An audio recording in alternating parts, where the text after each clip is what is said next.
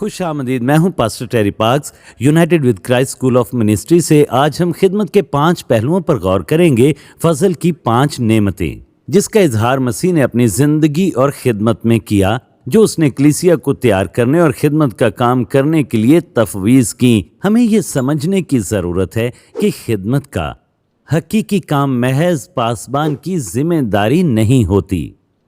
पासबान तैयार करने वाला है, रसूल तैयार करने वाले हैं, नबी, उस्ताद, मुबश्शिर तैयार करने वाले हैं। खिदमत का हकीकी काम कलीसिया के वसीले से तकमील पाता है। तो मैं कलाम के एक हवाले से आगाज करता हूँ। इफ्सियों 4 बाब में मरकूम है, और उसी ने बाज को रसूल और बाज को नबी और बाज को मुबश्शिर और बाज को चरवाहा और उस्ताद बनाकर दे दिया, ताकि मुकद्दस लोग कामिल बने और खिदमत गुजारी का काम किया जाए और मसीह का बदन तरक्की पाए, जब तक हम सब के सब खुदा के बेटे के ईमान और उसकी पहचान में एक ना हो जाएं और कामिल इंसान ना बने, यानी मसीह के पूरे कद के अंदाजा तक ना पहुंच जाएं।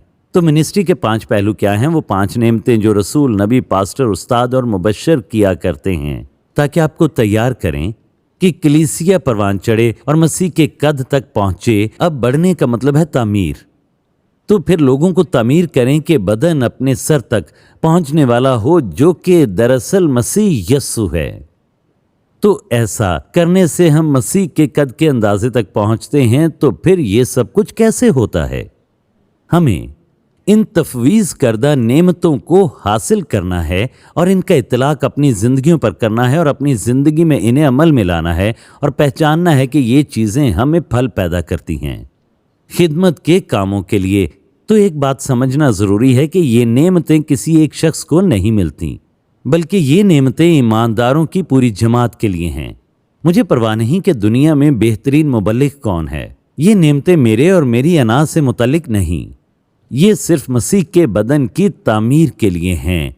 आप मसीह के बदन पर कैसे असरअंदाज होते हैं, ये बुनियादी बात है। तो चलें इन नेमतों पर थोड़ी देर के लिए बात करते हैं। गलतियों 1 बाब में मरकूम है, पौलुस रसूल फरमाता है, यहाँ वो अपने बुलावे की बात करता है। गलतियों 1 बाब की 1 आयत में लिखा है, पौलुस की तरफ से, जो न इंसानों की जानिब से, ना इंसान के सबब से, बल्कि यस्सु मसीह और खुदा बाप के सबब से, जिसने उसको मुर्दों में से जिलाया। देखिए, यहाँ पर पौलुस अपने बुलावे को पहचानता है कि ये ना लोगों की जानिब से है, ना लोगों के सबब से, बल्कि खुदा के सबब से है। मुझे इसकी परवाह नहीं कि आप किस बाइबल स्टडी या बाइबल कॉलेज या बाइबल यूनिवर्सिटी या सेमिनरी में गए हैं। खुदा की नेमतें और बुलावे खुदा की तरफ से होते हैं। मैं खुद को तालीम याफ्ता कर सकता हूँ एक रसूल होने के लिए। तो हमें समझना होगा कि खुदा की नेमतें खुदा की तरफ से, खुदा के लिए और उसके लोगों के लिए होती हैं। पौलुस आसानी से खुद को नाअहल कर सकता था, क्योंकि वो कलीसिया को सताने वाला था, मगर उसने ऐसा नहीं किया। तो आप देखें, रसूल, नबी, पासबान, उस्ताद और मुबश्शिर आखिर क्या हैं? तो इस सब को समझने के लिए हमें देखना होगा 1 करंथियों 12वां बाब। तो रसूल इस फहरिस्त में पहले नंबर पर आता है। 1 करंथियों 12वां बाब और उसकी 28वीं आयत में कुछ इस तरह से मरकूम है, आप यहाँ पर देख सकते हैं। और खुदा ने कलीसिया में अलग अलग शख्स मुकर्रर किए। तो जब हम कलीसिया में हैं तो हमें नेमतों की ज़रूरत है। तो मैं आपसे पूछता हूँ, क्या आप कलीसिया का हिस्सा हैं? जवाब है जी हाँ। तो हमें इनकी ज़रूरत है।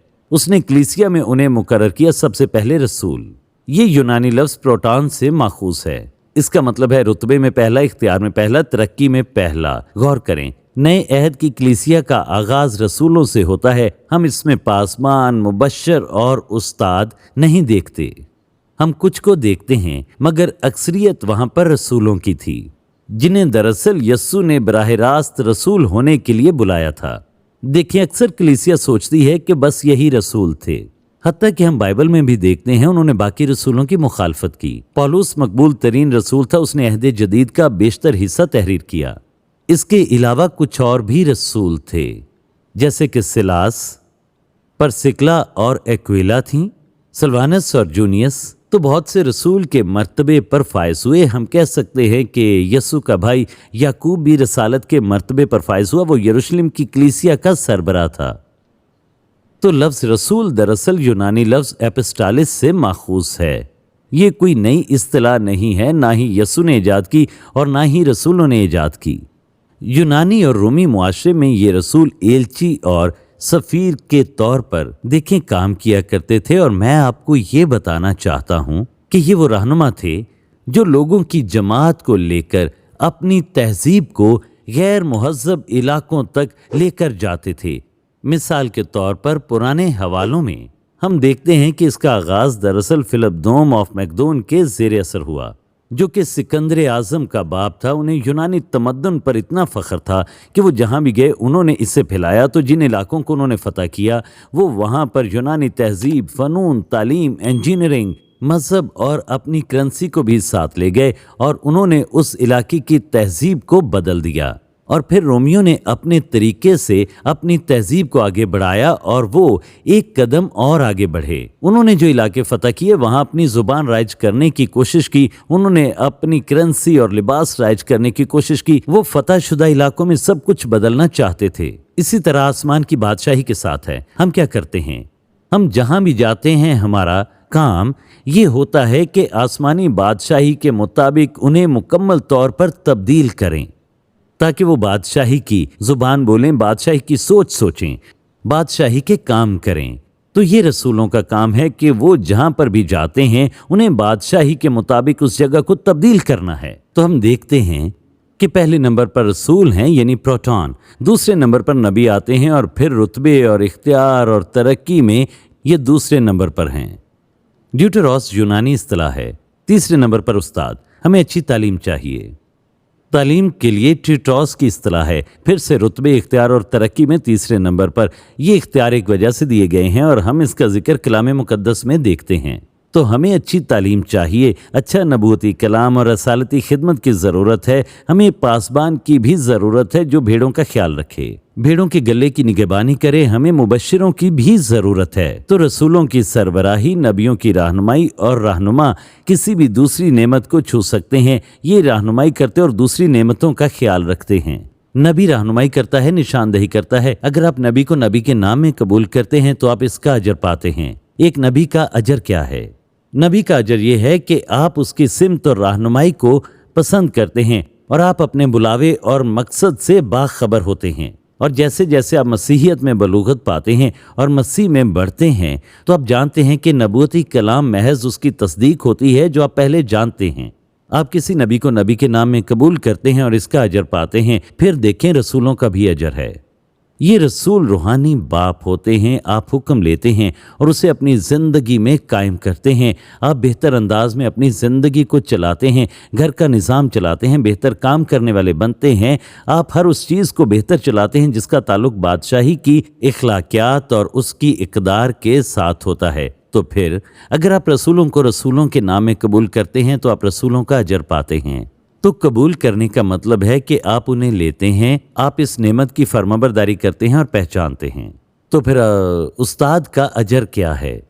उस्ताद आपको बेहतरीन तालीम देता है। वो आपको दुनिया में मौजूद हर पहलू की तालीम देता है। तो अगर आप उस्ताद को उस्ताद के नाम में कबूल करते हैं तो आप इसका अजर पाते हैं। आपकी बुनियाद मजबूत होती है। आप किसी हवाले से उलझन का शिकार नहीं होते कि ये क्या हो रहा है, वो क्या है, ओह यसु कल ही आ रहा है। नहीं, ये सच नहीं है। आपकी बुनियाद दरअसल मजबूत होती है।